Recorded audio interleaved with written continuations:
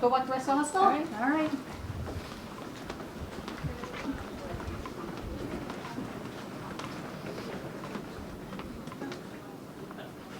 Yeah, so I would say I got the call around 9 p.m. Was able to be at the hospital, I think about 9:45. Luckily, we both live close by. The page went out to the nurses that we needed to open the unit, and we were able to accept the patient around 11:30 p.m. So we were able to quickly get the unit open and staffed. Walk the rest of the hospital? Okay. Okay. You know where we were, right? Now by risk management? Yeah, having the very first patient in our hospital, it is a little, scary. It's something new, and I want to make sure that I'm doing everything that I can with the knowledge that we have to support our team and keep them safe and keep our other patients safe. What we know so far is that they believe that it's spread potentially through droplets when you breathe or cough or anything like that, as well as contact, so actually direct contact with the patient or the surfaces that may be contaminated. So when we go into that patient's room, we're protecting our airway, our mucous membranes, as well as covering our clothing and our hands to really make sure that we're protected.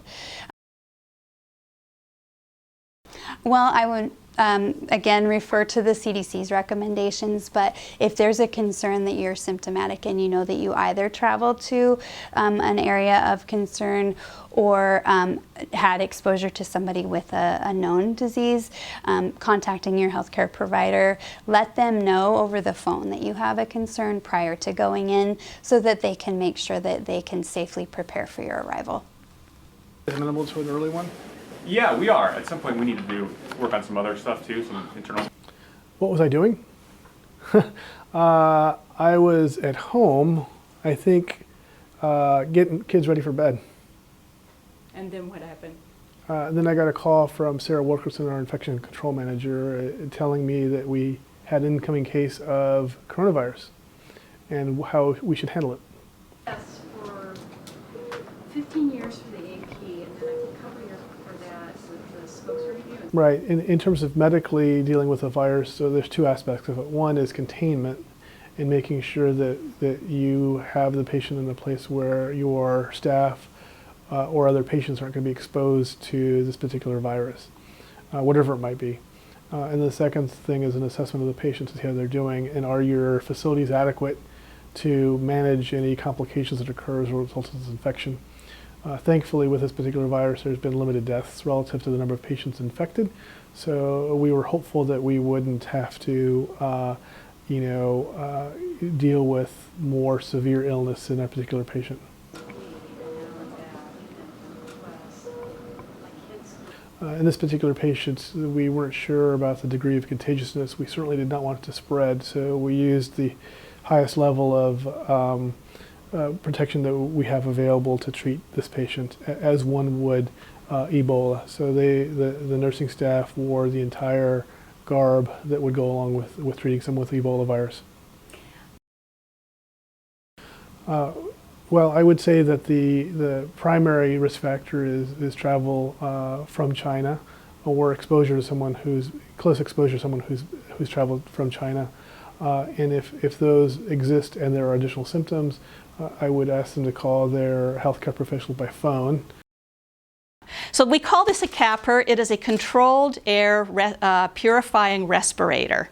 And what this is got a battery pack that you wear on your belt and a filter in the top. And then it has a face guard that goes around here. The nurse will put it on her head. And then we have the plastic machinery that fits around in there. In addition to that, we will wear just standard rubber gloves. And we have a fluid impermeable gown that we'll put on. want to give me a hand here?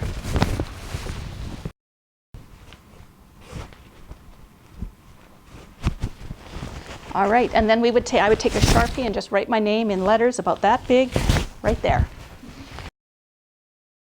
Sarah and I talked through our plan for how we would be receiving this patient. Because it was in the nighttime, we went and walked the route from where the patient would arrive by ambulance up to where we would be putting him. And then the patient himself is in a separate, they call it negative air pressure room. They call it isolation for a reason. So he is alone in his room. We come in and we will group our tasks together. So we will come in and make sure he's comfortable, you know, get him food or drinks or whatever he needs.